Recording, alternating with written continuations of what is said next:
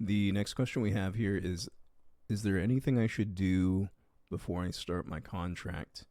And in terms of, I would say there's a multifaceted response to that, but I would say the number one thing is housing. As soon as you get that offer from your recruiter, you should be immediately looking for housing. And there's a lot of resources for travelers for that. Furnish Finder is probably the biggest one that a lot of travelers use in the industry. I know there's Airbnb, which some people I've worked with have had mixed reviews on in terms of cost. VRBO is an option for travelers, and the other one is extended stay hotels.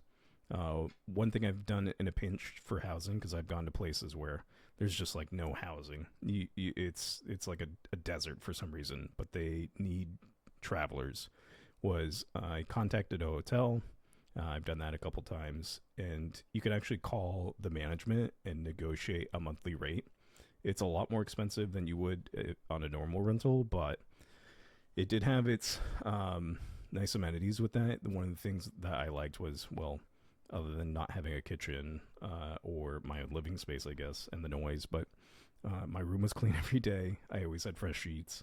The other thing was the continental breakfast was actually really nice. I would go get continental breakfast, and then I would take a lot of that extra stuff to my lunch, so I didn't have to pay for lunch either. So it's just kind of finding those small things to do to try to save, and that's kind of the thing about traveling. It's not always how much you make; it's how much you save at the end of that 13-week contract. So, hope to help.